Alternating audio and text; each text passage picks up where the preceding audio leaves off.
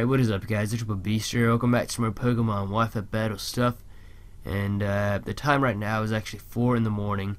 And my voice actually sounds a little bit different right now. I don't know what the hell is up with that. I'm not sick or anything, and my voice may be like starting to get a little bit deeper, I don't know. But yeah, it's actually 4 in the morning. I don't know why I'm doing this 4 in the morning, but I just feel like doing this now, because better to do it now than later, you know. But yeah, I'm really tired. Hopefully I'm not gonna make any like major mistakes in this battle. So yeah, this is actually another Black and White 2 match against someone off Smogon named like something. Let's see, his name is Haxxhatred, whatever. And this is actually another RU tier battle against this guy, and his name actually fits really well with the outcome of the battle. Like, I'm not even kidding. Like, the end of this battle was so haxy, you guys will not believe it. It was just ridiculous. Like, I'm not even kidding. So, I'm gonna lead off with Moltres. He leads off with a Samurai. That's not good for me at all because that thing is a water type. He can pretty much just wall me as much as he wants. So, I'm gonna have to U-turn out of there into Druddigon because I figured I was like figuring this thing was like a physical attacker or something, because like every single Samurai I see nowadays are physical attackers with Aqua Jet, Waterfall, and stuff. But this guy actually has Dragon Tail on his Samurai, which you really don't see too often because, I don't know, I've actually never seen it before. So he takes out my sub this turn with a Mega Horn from my Jinx, and God, what is up with my voice? I think it's just me like being really tired or something, I don't know. But I'm just gonna put that thing to sleep with a Lovely Kiss.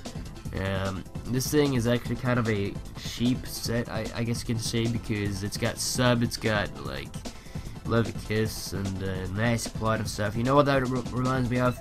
It actually reminds me of Breloom, because like everyone used to use like Breloom with Substitute, Spore, Sword Stance, and Mach Punch or Seed Bomb or anything pretty much.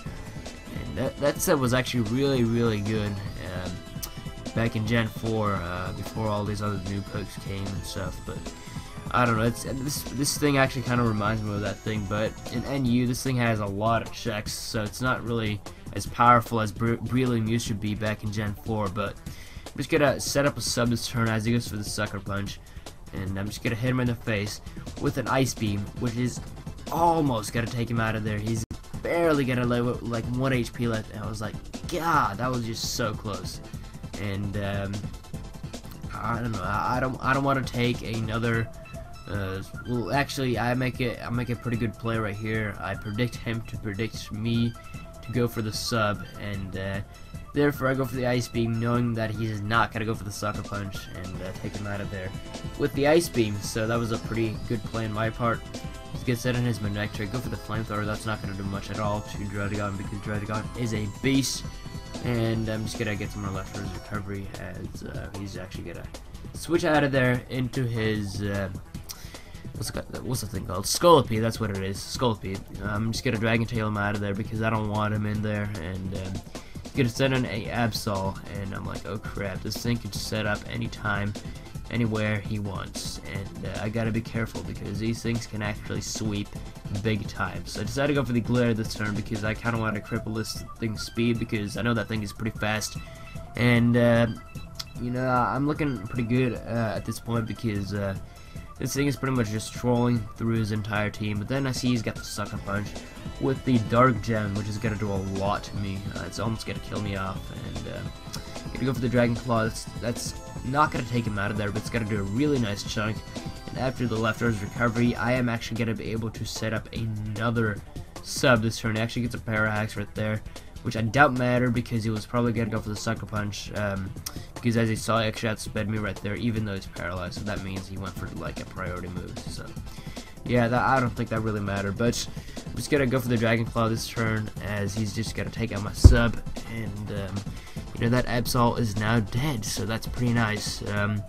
I'm just pretty much sitting in here chilling with my leftovers, and he's gonna send in his Scolipede again, take me out of there with the Earthquake, which is kind of, you know, that kind of sucks because this thing did so much for this team, man. It did a decent amount of things for the team. You know, took out that Absol, which would have been a pain in the ass for at least Jinx later on if I didn't kill off that thing, but you know, he still has like this thing which can easily handle my Jinx because it's a bug type and it's got like really good speed. So he's actually gonna go for the Sword Dance this turn, and I know this thing has like a really powerful Mega Horn after the Sword Stance, and I know it can actually 2-KO the Sand Slash, so I just gotta be careful, you know.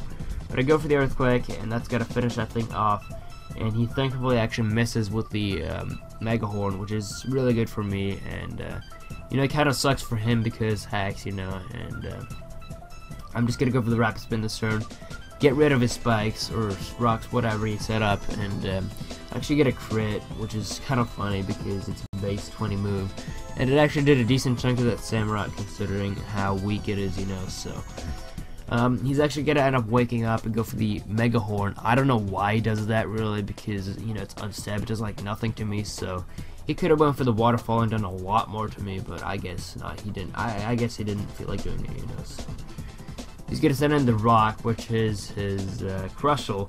I'm gonna switch out of there into Spiritomb. Now this is where the ridiculous part starts. Like, this is where the most bullshit moment I have ever experienced in a Pokemon battle ever. Like, I'm not even kidding. He's gonna send him a Neck Trick this turn, and I'm like, alright, I can just pretty much just Sucker Punch everything, because this is actually my mixed Spiritomb with Black Glasses. God damn it.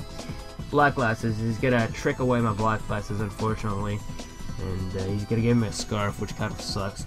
And I'm gonna switch out of there this turn into I'm Ugly, the Jinx, just as a fodder pretty much, because I know he's gonna kill me off or something, and he is indeed gonna finish me off with the Earthquake, or not Earthquake. God, I'm so tired.